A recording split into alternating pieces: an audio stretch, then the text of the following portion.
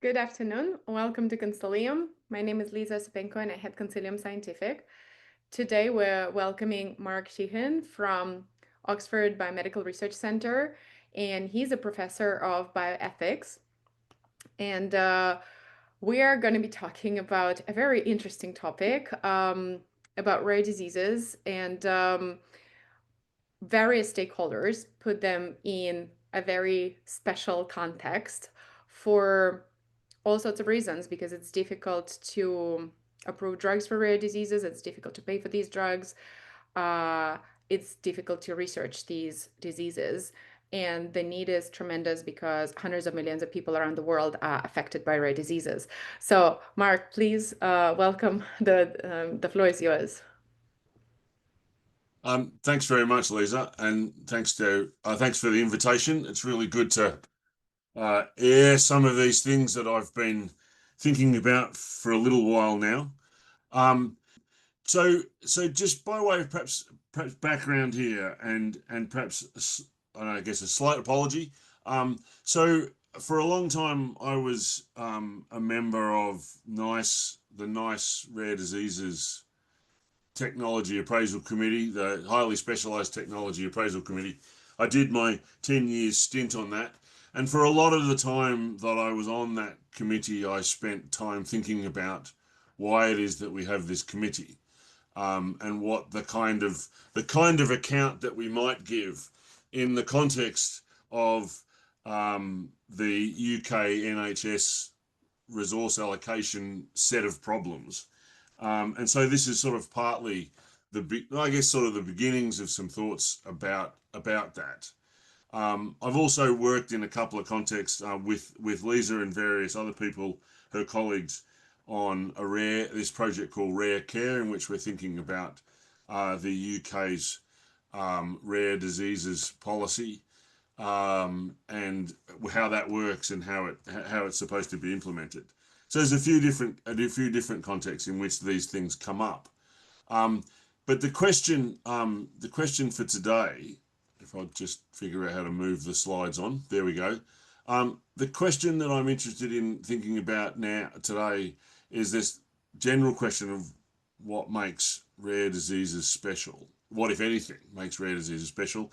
And I'm interested in this in the context of healthcare resource allocation. So comparing rare diseases to other diseases and medical conditions, and the question of whether there's something particular that marks them out worthy of some special treatment or consideration.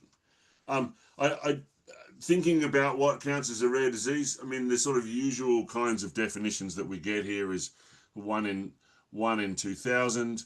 But I think I'm probably more thinking about the ultra rare, so the 1 in 50,000. So it might be what's special about ultra rarity. I mean, I do think that these lines, where we draw these lines, matter, but I do think that they're quite arbitrary. Um, I'm not going to address how we draw those lines. I'm happy to talk, I mean, in the talk, but I'm happy to talk a little bit about that in the Q&A. Just for the purposes of what I'm referring to here, I think we can take ultra rare. So it's about 300 patients in England. Is the sort of remit that NICE HST committee look at, and that's very much the context in which I'm operating.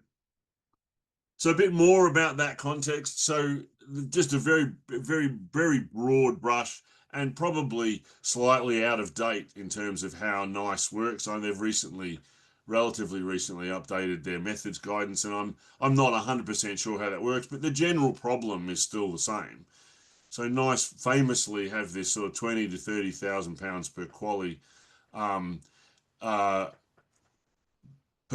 adjusted life year is the sort of guideline, whereas the sorts of things that occur in the NICE HST committee are about more like 300 up to 300,000 pounds per patient. So we're looking at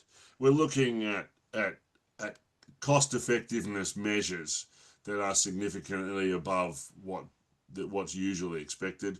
In terms of particular drug costs, I'm sure other people will have a much better sense of these than I do, too. That came through the committee when I was on it was Lux Turner and Zolgensma, both of which were one-off gene therapies greater than £1.5 million.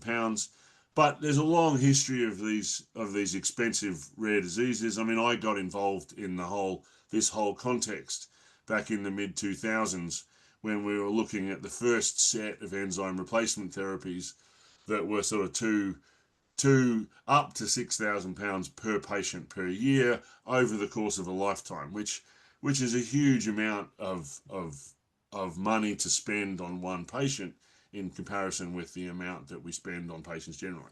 So that's the context in which we're talking about the special treatment. And I do think, as I sort of said, there's sort of slight apologies.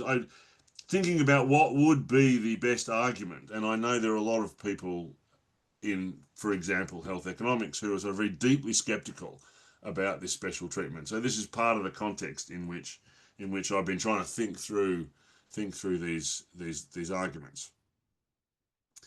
So the plan in what follows in the rest of this is from just to two parts, and I think these two parts are sort of interestingly related, but I think importantly different. So first part is something that I've talked about before, which is this idea of systematic disadvantage, and I do think this is an interesting and important argument, but it does depend on particular claims about distributive justice and about particularly procedural justice accounts in this particular context.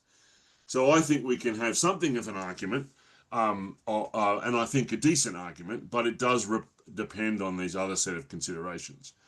The thing that's sort of slightly more speculative, slightly more new in today's talk is this, what I'm going to call the specialness argument. Now, it does fall out or connect to the first argument, but I think it's more focused on just how we might talk about specialness. And I do think it's probably standalone, a standalone argument. I certainly, that's what I'm aiming for. That is, you don't need to have antecedent commitments to sort of procedural justice in order to buy this argument. That's sort of the idea. It's also sort of slightly more speculative, and I think probably a bit more theoretical than the first argument. I'll go quite quickly through the first argument, partly because I want to get to the new stuff, and I'm interested to hear what you have to say about it. So, just thinking about that, I mean, I think there's an important set of arguments to be had here about the obligations in the healthcare system, the obligations of the healthcare system in generally. And I do, there's a lot more to say about this. This is linked to some sort of discussions and some stuff that I've written a long time ago to do with the rule of rescue.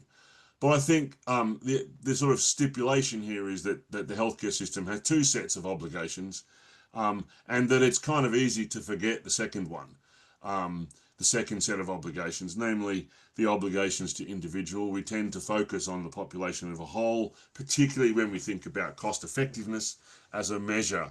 And I use the example here of Saving Private Ryan to say something as an exemplar of the existence of these obligations, that we think there's a system, that we think that the healthcare system is something that has obligations both to everybody and to the system as a whole, but also to particular individuals who are doing badly. Now, how those obligations play out and when they come into conflict in particular people are going to differ about. So if we're thinking about the Saving Private Ryan example, we might well disagree with the decision of the US military to send Tom Hanks and his mates to find Private Ryan. We might disagree with that because we think the risk is too great, but the idea here is that we may not necessarily think that neither of those obligations, we might still accept that there are those two obligations. Now, and I think these are perfectly normal kinds of obligations that we can talk about. I think it's fairly usual that we think about that. I don't think that's an argument for there being those two obligations, and I'm not pretending to give one. But I do think that an argument for that can be made, which I think is an important precursor to this particular argument. So the idea is from these two obligations, we can sort of see how we might be in a context of reasonable disagreement. People might disagree about the way in which we go about allocating healthcare resources, and they might disagree along different sorts of lines, but in particular, they might disagree about the trade-off between obligations to the population and obligations to particular individuals in particular kinds of cases. So famously, Norman Daniels and James Sabin had the sort of the accountability for reasonableness idea. I'm not going to go into that here, but um, the idea is that there seems to be something important about this context, which is a context of reasonable disagreement, and which requires I want to suggest, a particular kind of argument, a particular kind of solution.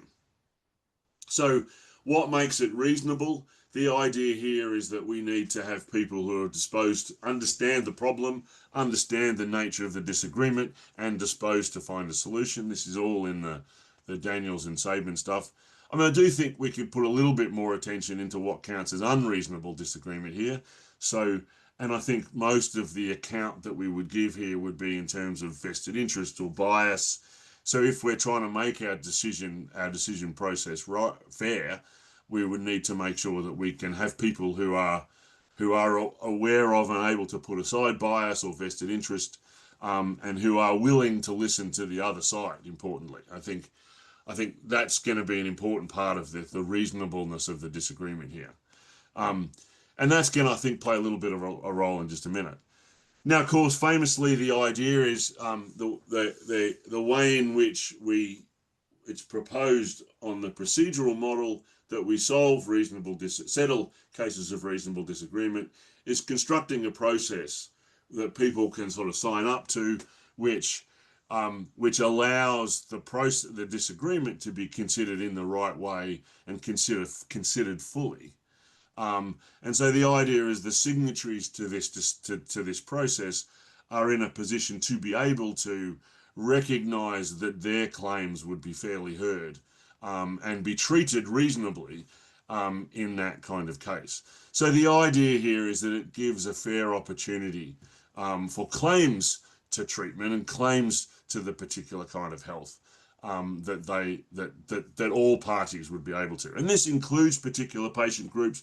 It will include particular patient groups, but will also include, as it were, the silent majority, or the people for whom we're not directly considering. But it is important that this idea of signing up and the idea of having an opportunity to be heard. Now,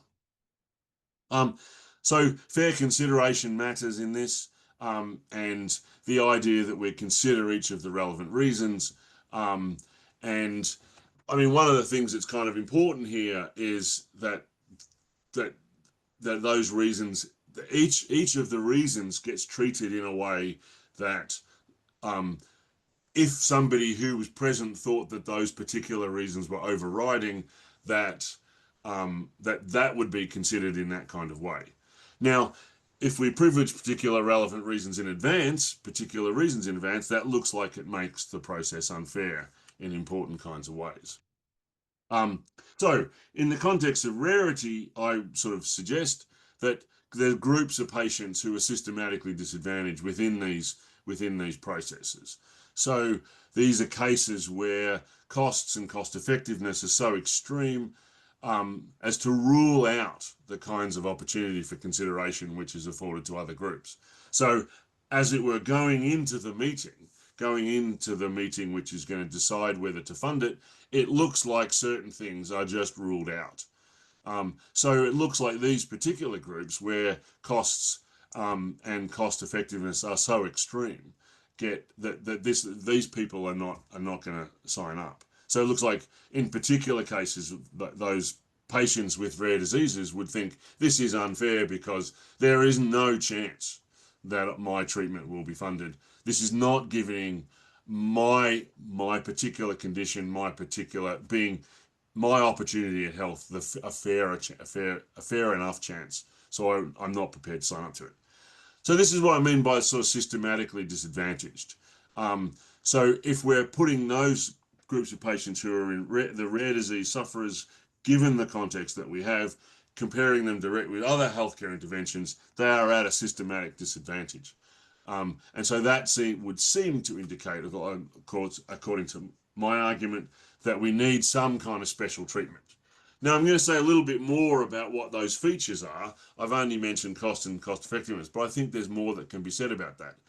Importantly, on this argument, being rare is not ethically relevant, but this disadvantage, this systematic disadvantage, is what's important. Okay, so that's a sort of fairly quick version of the systematic disadvantage argument. It does depend on this some of these characteristics, which I'm gonna talk a bit more about now. But certainly this is the sort of main bit of what I wanted to talk about. This specialness argument. So again, going back to this question of what might make rare diseases special in this kind of comparative kind of case, starting with a completely non-health case, I started thinking about something else that we take to be valuable, namely diamonds, and this question of why diamonds themselves are valuable or particularly valuable. And the thought here is that, well, one obvious kind of reason is that their positionality. So that is the relationship that I have, the fact that I have one and somebody else doesn't, or I have the ability to have one and somebody else doesn't, was part of the thing that makes it. We might think about supply and demand here, but I think that also can be a little bit of a red herring. That idea that relative to people who don't have diamonds, it's better to have them, looks like it contributes to the value of diamonds, the fact that there are not many of them. But I think I'm a bit skeptical to think that's the sole reason. I mean, I think there's an account which relies just on that reason, but part of the value, it seems to me, also lies in how they look. Like that they happen to look nice. So we might think that the aesthetics here matters and is important, or we might think, and I'm not sure this actually quite works in terms of the diamonds case, but it might, as it turns out, their hardness makes them very useful, or so that both of these kinds of cases look to be different from the positional one. We might say they're inherent or non-positional, but they seem to be features of diamonds and features of how we respond to diamonds, in a way that their prevalence, the lack of numbers of diamonds or the difficulty getting them, seems to be about the numbers. So the availability of diamonds plus some features about them and our responses seem to matter, or seem to be a way of dividing this up. So, I mean, I kind of want to think about this as a sort of numbers plus structure. Now, I mean, this is all sort of very initial, but it might be that there are other kinds of cases where we can sort of divide out this idea of where there are places where the numbers make a difference to why they're valuable and how they make a difference to why they're valuable. I think there's more to be said about that. And we can separate that out from this sort of intrinsic or inherent thing like the niceness, right? So we might need to appeal to both. And I think this might be useful in the context of understanding rare diseases. So if that structure's broadly right, then we're back to this idea that it's not rarity itself that matters, but rather the sorts of properties that are affected by the numbers, by there being few of them.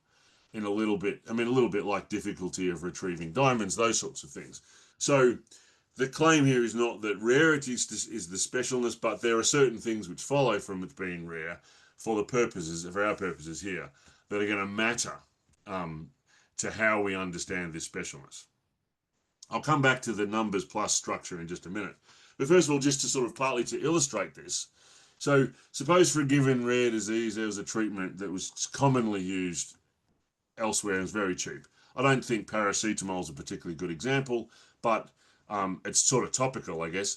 But so compared with stem cell therapies, say, it is certainly going to be like that. So I'm imagining a sort of common, easy. The other one that I was thinking of was dexamethasone, the sort of in the context of COVID.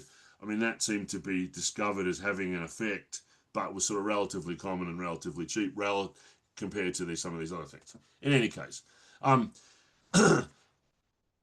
for this given rare disease, if we had a cheap treatment, it feels like none of these issues of specialness would arise.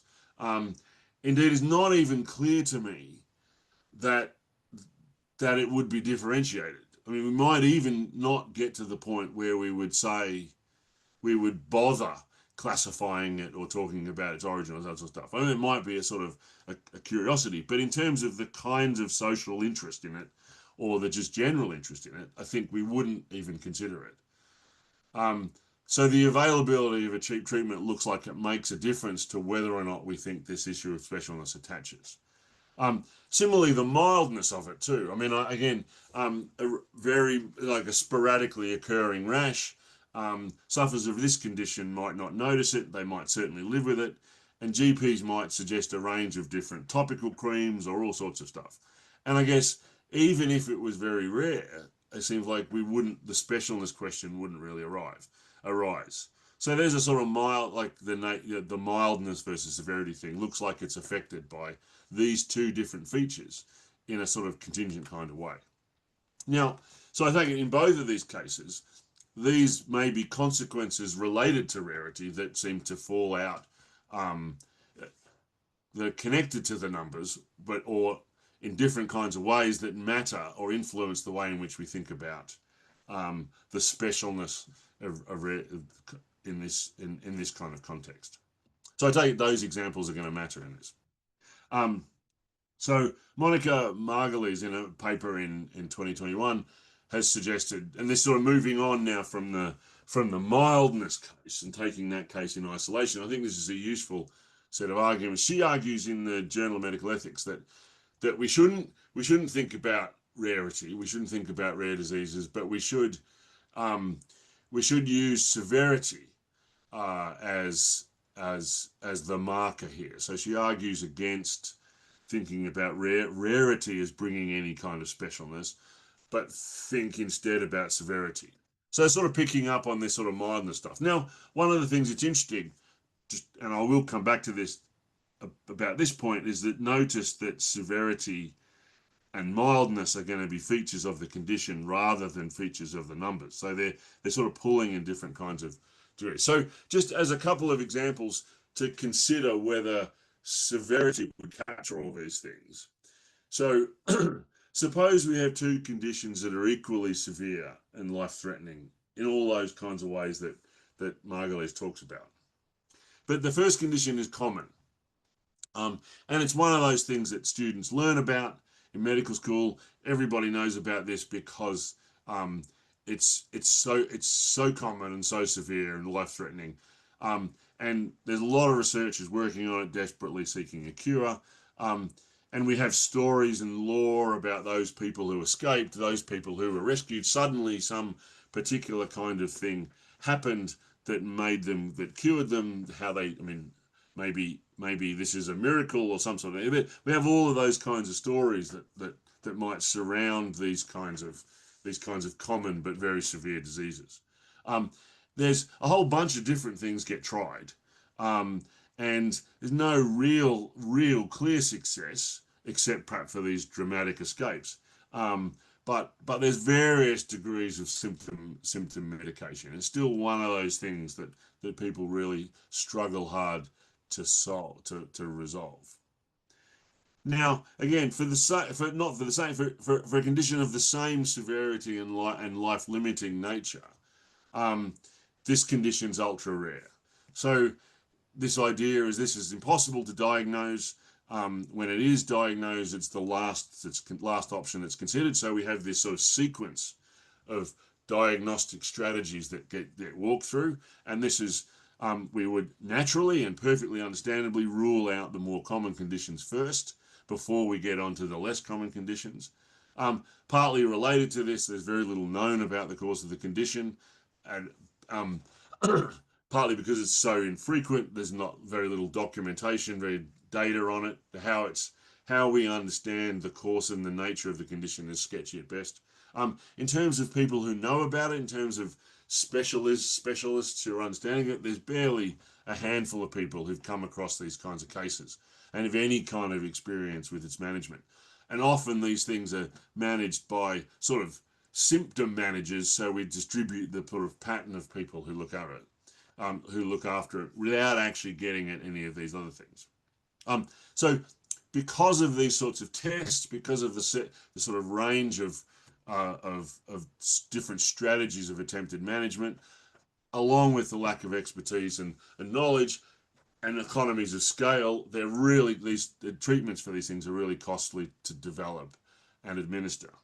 Now, the idea of these two examples is to sort of show that, sort of say something about, on the face of it, um, that, of course, if we prioritize resources on the basis of severity alone, we wouldn't differentiate between these two conditions. And that's that obviously they are equally severe, but there are all sorts of disadvantages which accumulate and are not captured in the case of sufferers of the second condition, and couldn't play any role in considerations about that. Notice, of course, that if as a response we said, oh, but we can feed all of those into the accounting of severity, it feels like we're not actually giving an account. I mean, we're sort of adapting our account of severity. So the time to diagnosis point, for example, makes it more severe. It looks like we're sort of adjusting our definition of severity along the lines that I would say these particular kinds of consequences which come out of the ultra rare nature of the condition to influence it. And I take it, while that might be a good response, I think we've now moved an adequate response. What we've done is moved away from a severity measure to something which includes the kinds of numbers in the way that I would suggest. So I haven't said anything specific about these contingent consequences that are built into those examples, I think. But the kinds of ways in which we might list them off, which I do think give rise to the disadvantage and the need for special consideration, which are over and above the severity of the condition, are sort of intrinsic in those examples. So identification and diagnosis of the condition, the history and current state of knowledge, the amount of research conducted, quality and availability of the evidence about the condition and its treatments, market interest in developing treatments, academic interest in developing treatments. We could add to that the cost of any treatments and the uniqueness of the condition, how we go about diagnosing and dividing and classifying these sorts of things. Also look to be embroiled in these sorts of issues. Now, importantly, this is a point at which the two arguments sort of trade on this observation, I think. That is the systematic disadvantage argument, and this suggestion about specialness also seems to matter here as well. So two things to add here. Just returning to the sort of numbers plus thought.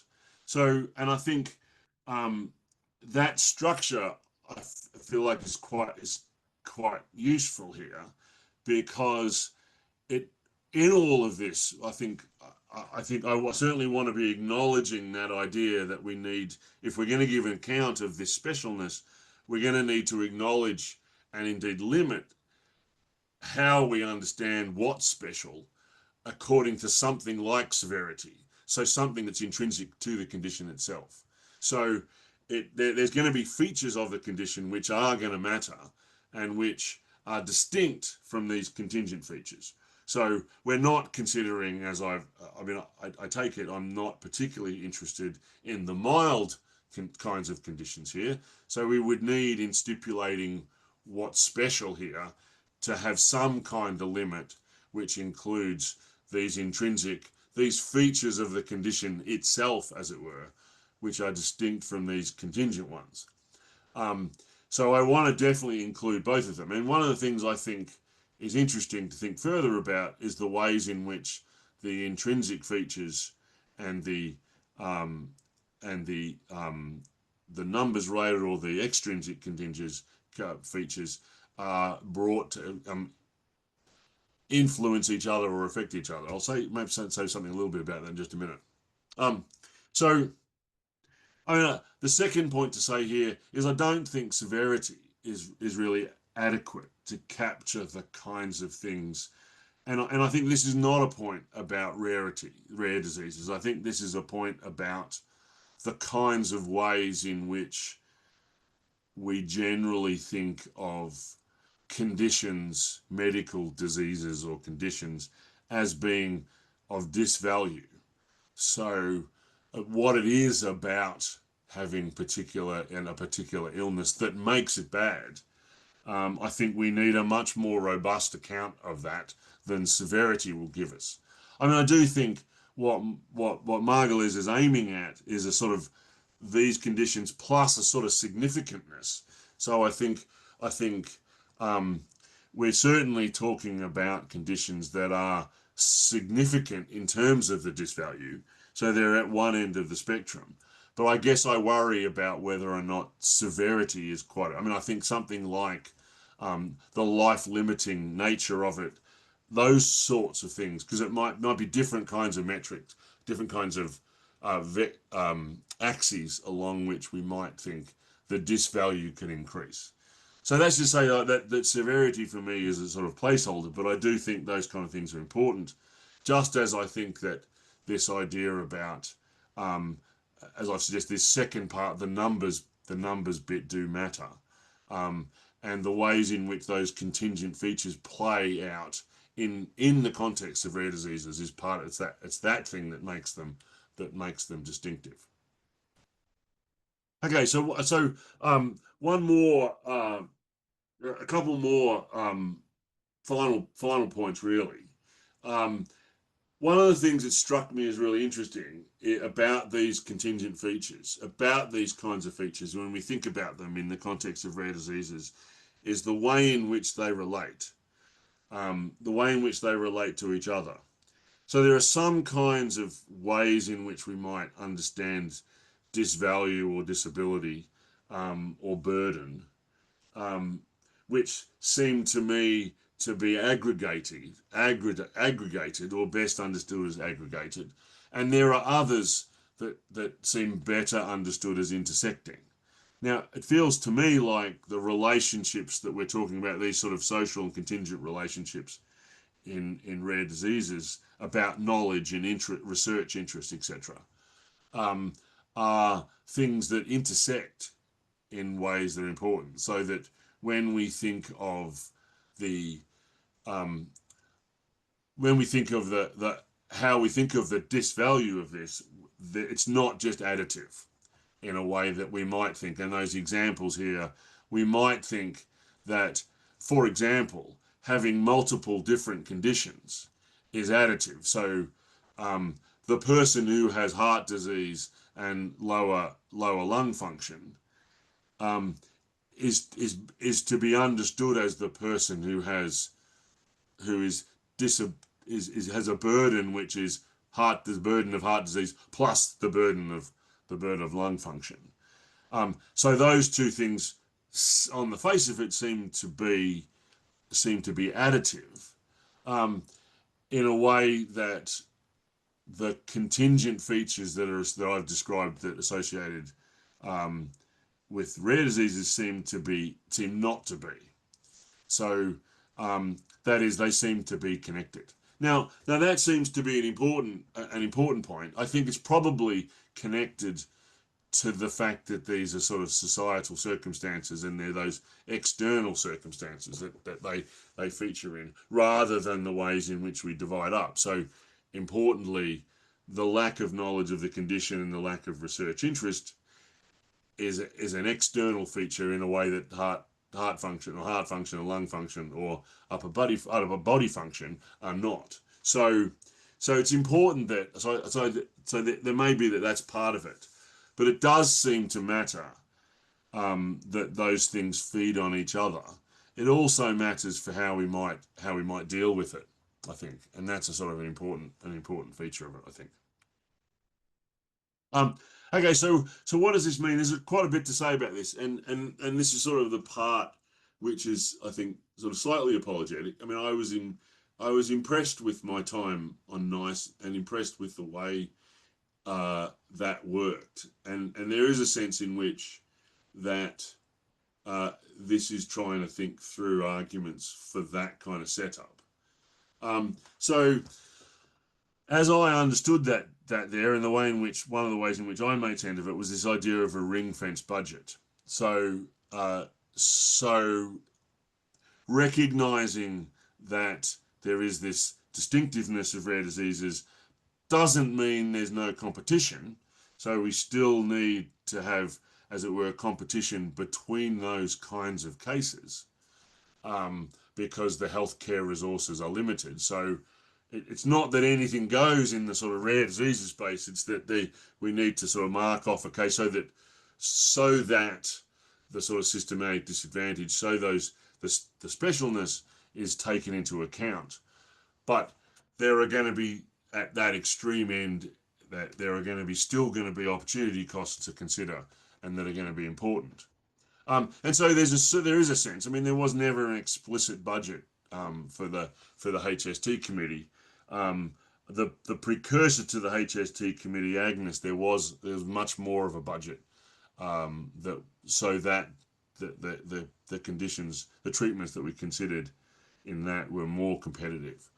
I mean, one of the ways of thinking about this is thinking about the distinction between the Olympics and the Paralympics, as opposed to the Olympics and the sort of the athletic competitions for people who are not very fast or not very athletic.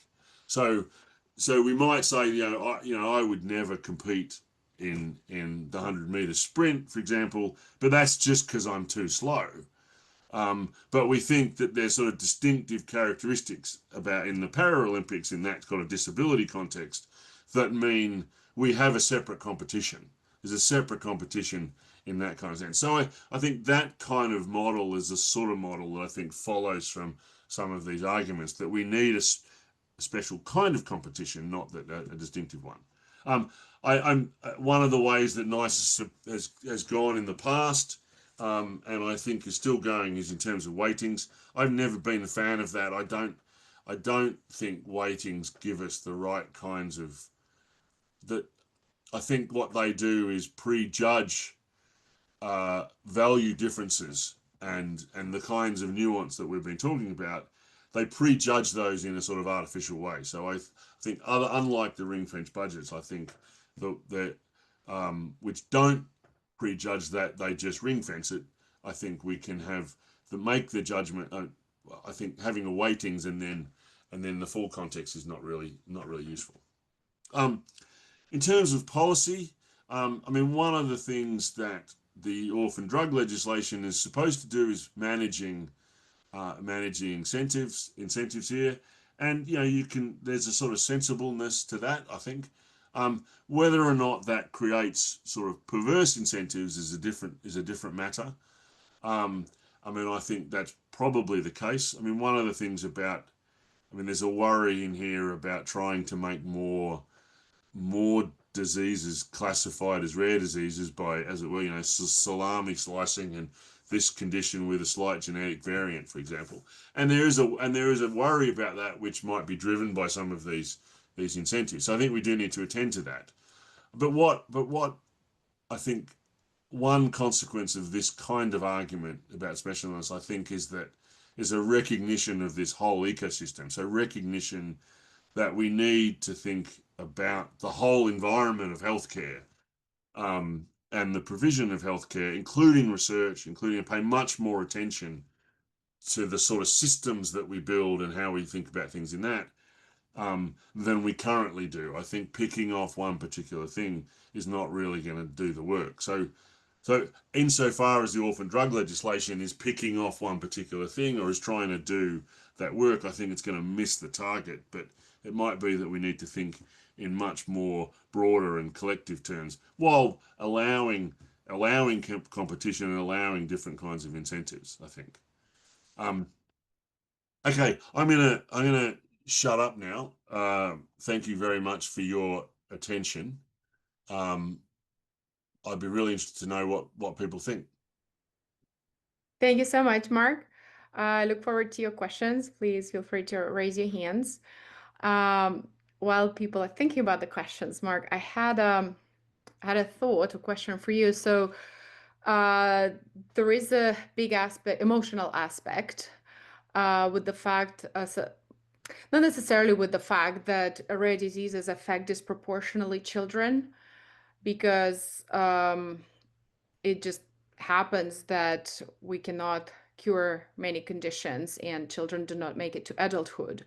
And how does the emotional component play into everything you've just described? Well, I mean, I think the emotional bit is important. I think it's very important. I mean, I've always been struck by um, the way the system gets set up to either include or exclude it. I mean, I remember being at one of the very early meetings of Agnes, the precursor to the HST committee, and a patient got up and gave this sort of heart wrenching account of their condition and their life and all the rest of it. And they got very really very emotional account that was given, and and then left the committee to deliberate. And what was really interesting about that was that some of the people on the committee were deeply affected by that, and clearly in the way they thought about it afterwards were deeply affected. And others of them, as it were, dusted themselves off and said, "Okay, now we've got to make a rational decision." Now it seemed to me like both of those options were not good enough. In that it seems like when we're thinking about what counts as the right and the just and the ethical decision here, we need to recognize that emotions are an important part of it. We just need to be explicit about the role that they're playing and the ways in which they're functioning in reasons in our reasoning. So I mean, and my response in thinking about this kind of testimony, and I've written a little bit about how we think about patient testimony in these contexts. Um, I think we need to not run away from the power of these arguments, of these reasons.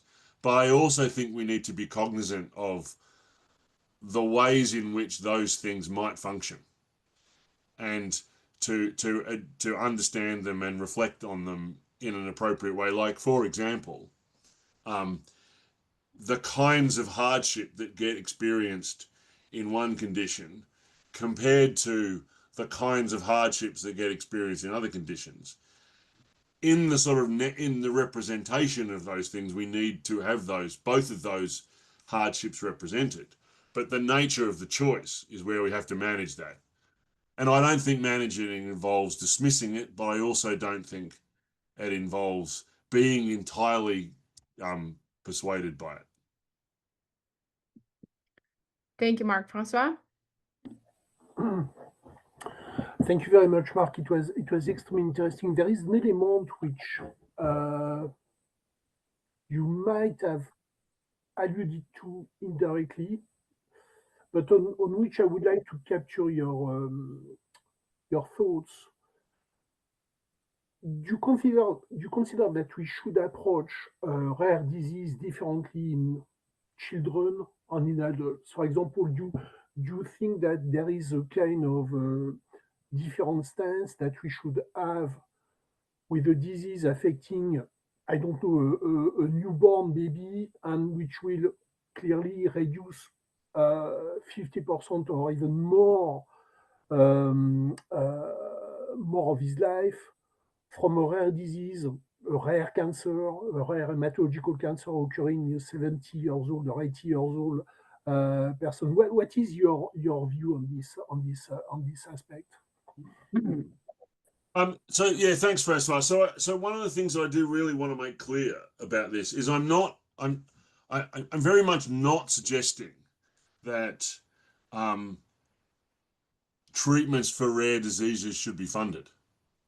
Right. So I'm not suggesting what I'm trying to do is trying to articulate a way in which we can have fair consideration of them. Right. So that I don't I mean, the very early paper that I wrote about this on the rule of rescue was interpreted by some people as being an argument for why we should rescue people. I do think, I do think there are going to be cases where we say, in the rescue case, look, we just can't do this. It's just not. We just don't know enough about it. It's just too risky.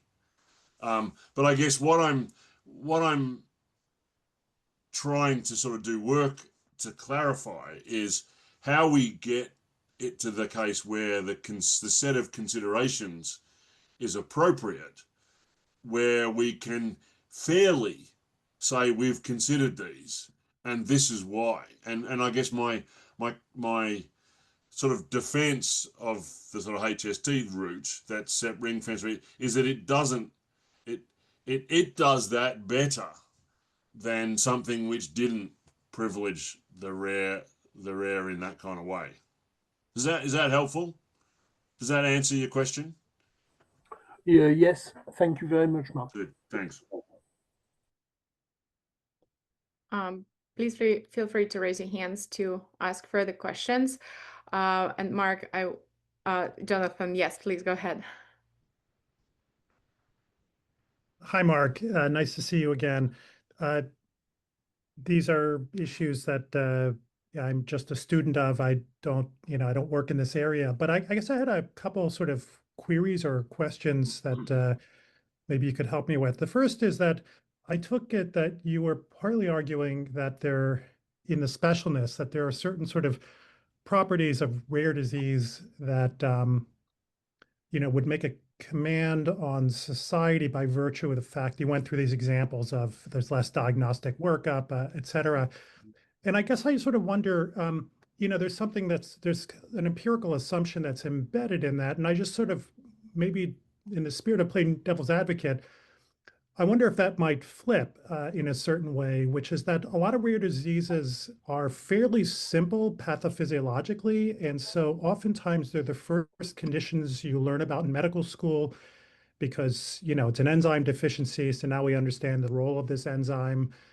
And, in terms of new therapeutics and gene therapy, if you look through the New England Journal of Medicine, I would bet you that you would find a disproportionate number of rare diseases showing up in articles in New England Journal of Medicine by virtue of the fact that they're often platforms for developing novel approaches that can now be generalized to less rare conditions because you have a fairly simple pathophysiology with some of these rare. So I guess that's the first question I wanted to ask you is it really the case that with rarity, there is some sort of an attentional deficit or kind of a lack of societal focus? Might it work the other way around in some circumstances? I think that's a great question, Jonathan. I think, and I do think, the sort of broad category of the response is, I think, because these things are contingent, I think there are various ways in which they can flip. And I do think that one of the things that has happened, and this is perhaps partly because we've had the orphan drug legislation for a while now, that has actually shifted the sort of incentive and shift the ways in which we do the research. So I am have to say very much open to that idea that we now have the situation where there are lots of conditions which, because they're simple, because people have now got their eye on them, there's much more research and much more evidence about it. Having it be contingent, I think it means that it's always going to be open to those empirical claims, and to that extent, I think the specialness is contingent. So it's contingent on those kinds of on those kinds of things. Another sort of aspect to that, and as I was just doing that bit at the end, I was very conscious of the stuff that you've been working on, that sort of system level research stuff. So I can imagine a context where a situation where we had all those big the much more sort of social level systems of understanding of care and research together, and we had systematic work done, where I can imagine some of these specialness, some of these differences would just drop away, because they would no longer be in place, because, for example, we would now have much more sustained data collection practices. It's not so splintered into different parts of the world, and that there were much more systematic appraisal of of research that was done and rationalization of it. I can certainly imagine a case where that's and that undermines the specialness, and I think takes it away. I think what follows from the contingency is that the empirical details can change, and the specialness can be weakened. Yeah. Yeah, got it. Thanks. Thank you. Mark, I think you made a very interesting comparison or in terms of Paralympics and Olympics, and society managed to organize both quite well. And of course, it can be argued that so many more people are interested in Olympics and tickets are more expensive and there's more audience. But I also think it cannot be argued that Paralympics are poorly organized, or people don't get to compete, or they don't have their own audience. And it's done quite well. So in terms of this perspective, do you think enough is being done, or it's not even started? Or if we had to try to implement the same approach in rare diseases, where would you say we're now as a society? Are we ring fencing enough budgets? Are we even thinking in that direction to create that level playground where a particular group really, really gets noticed, gets the competition, and gets attention and solutions? I don't think there's enough being done about this, but I mean, just going back to, I mean, this is really the importance of Jonathan's question, I think. And I mean, at the sort of theoretical level, there's a question about, well, one thing we might say, and I'm actually not quite sure whether I want to say this. I mean, well, let me say it first. So, we might say that, look, the kinds of disabilities that are recognized and taken into account in the Paralympics are just a different kind to the kinds of contingent disadvantages that rare diseases face. So we might say one's empirical, one's not. But then again, suppose we have, I don't know, there might be other, I mean, I'm not sure what to think about that distinction, but I certainly think that the set of things that are making rare diseases disadvantaged are contingent, and so manipulable, manageable in ways that I want to leave. I'm thinking here about debates about the sort of biosocial account of disability versus a social model of disability, for example, which seems to be touching on similar kinds of things. So I would want to park that difference. In terms of the sort of landscape for management of rare diseases, I think we don't do a very good job because we don't manage the whole system. I mean, and a lot of the things that need managing in the whole system are familiar, like pricing, for example, is going to be one thing. How we manage, how we limit pricing, and how we manage and limit pricing in the context of competitive development seems to be really important, and getting that balance right. But then there's going to be a whole bunch of infrastructure things like, for example, thinking about the sort of the sort of cohesion of research practices, managing the interface between research systems and clinical systems and data. And I think all of those things which apply not just to rare diseases will affect the rare diseases space. I mean, I do think at its heart, there's a problem that at its heart, there's a question which is a sort of misunderstanding about the decision-making process. So a lot of the push, I think, from a lot of parts of the rare diseases space comes, I think, with the sort of lack of recognition of the trade-offs. I mean, this is, people come to these decisions not recognizing that there's a whole system in which this is operating. So they see their disease, their condition, their treatment, and it's really hard to recognize the trade-off in that kind of way. And I think that's the persistent problem. And I think, you know, the health economists have got that. They get that. I think they probably get that to the exclusion of other things. So there's work to be done there. But I think where we will always come up against this is, you know, the idea that, hang on a sec, why aren't you funding my treatment? That kind of question. So I think some of them are these sort of societal level questions. Some of them are sort of more specific to rare diseases, which we can manage. And then some of them are sort of going to be the nature of the discussion, I think. And I think we can make progress on all of those. Perhaps it's the middle, the persistent one is the hard one. Yeah. Thanks, Mark. Alla, please go ahead with your question.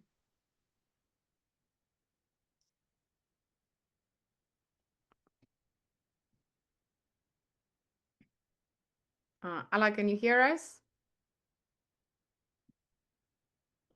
All right, there are probably technical difficulties. So, Mark, I have a most difficult question for you. So, has NICE done a good job with the HST program or not? Yeah, sorry, my microphone was switched off. It's okay. Alla, can I just, I'm in the middle of the question, so I'll give you the word after Mark answers. Thank you. Okay. I mean, I broadly think that NICE is a really good institution. I think it's a shame that there are not more institutions that are as good as as good as NICE.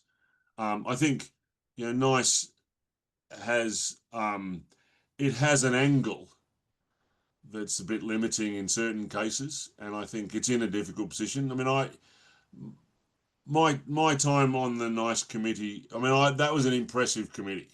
The people around the table, the organisation behind it was impressive.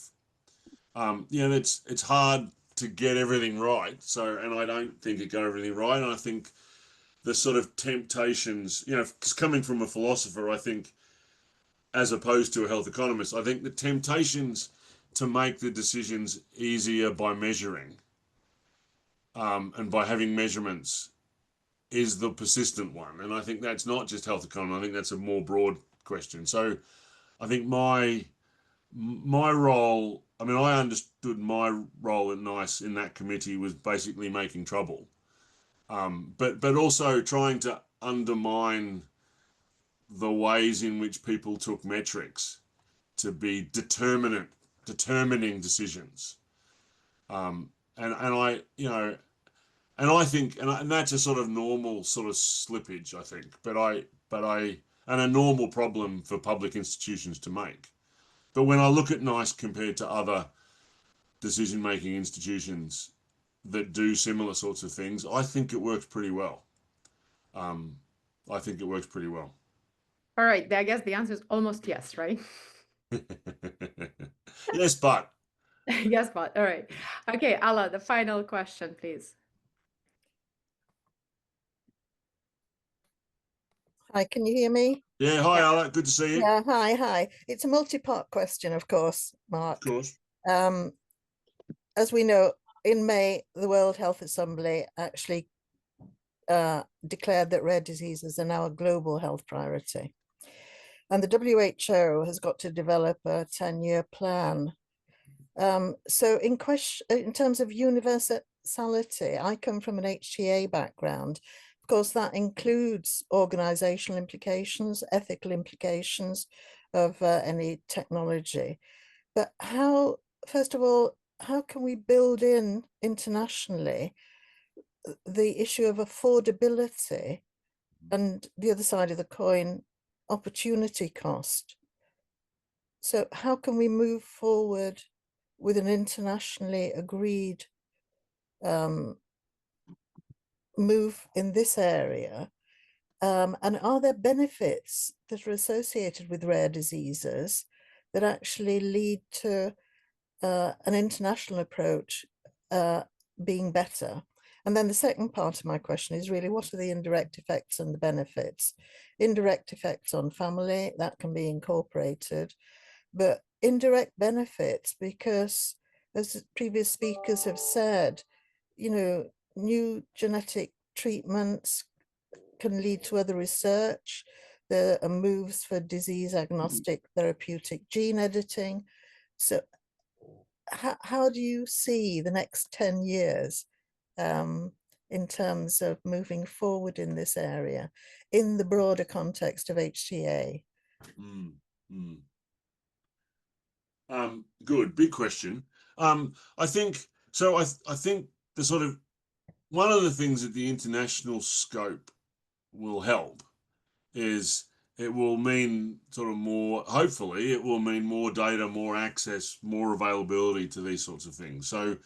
So where we have, I mean, I remember when I first started thinking about this, the enzyme replacement therapies in, for Fabry's disease or Gaucher's disease, it came up because in the West Midlands, so around the Birmingham area, there was, it turns out, 3 patients who needed these incredibly expensive decision and drugs that area just couldn't afford. And so this became a problem. And what happened in the UK was that what was being dealt with at a local small scale area ended up getting kicked up to a national level. And so the question of what rare disease treatments were funded wasn't a local question, which needed to be done by sort of risk sharing, and became a national set of priorities. So, and that move from local to national seemed like a really useful way of managing some of these, because it spread the cost out across the system in a way that would make it unmanageable in the case. So I think not that benefit in particular doesn't apply in the case of international, but I think there are benefits associated with considering this on a whole system, and indeed on an international system, about the ways in which and I think importantly, I think this is much more aligned with the commercial side of things as well, because companies don't think about these things on a national level. They think about this on a global level. They think about which are the markets that they're going to go into, and how are they going to provide in the markets, what is their stance on countries or parts of the world where there's no provision. And so one of the things that we see with these big pharma companies, or not even big pharma companies, medium-sized ones, is they have markets where they're countries where they're taking it to market, countries where they have some kind of arrangement for access on a compassionate use basis, and then in some cases they have a sort of humanitarian program where they can provide some of these their drugs to countries that could never afford them. So one of the things that's interesting about having this HTA set of considerations at an international level is it does actually match, or it might go closer to matching the ways in which companies have to function in this kind of way. And if there's ways of harmonizing the systems about access and those sorts of and approvals that follows that, right? So instead of having different sets of approvals across the Atlantic, or different sets of approvals within Europe, we might have some sort of harmonization. That's going to make the context much more shareable. The stuff I was talking to Jonathan about earlier, about sort of sharing of data and understanding research programs and all those sorts of things, might function in better kinds of ways. The specific examples of affordability and opportunity cost, they're things that seem to me, so long as these international organizations don't hold budgets, these things are going to stay local, right? So the amount of money, the amount of budget that the England has to spend on a rare disease is going to depend on what its budget is, what its healthcare budget is, how it spends that budget, how it divides it, how it makes it. So I think there are certain features of this, like affordability and an opportunity cost, for example, that are going to remain and need to remain, I think ought to remain, the realm of countries. But I do think that having the sort of more systematic ways of doing this is really going to be really important, I think, and be really useful. Thank you I so also much. think we've got a long way to go before we Thank get there. you. Thank you. 10 years, 10 years. Yeah. Thank you, Mark. Thank you, everyone, for joining. We'll see you in 2 weeks. Have a good evening, everyone. Thanks very much. Thanks very much for your questions.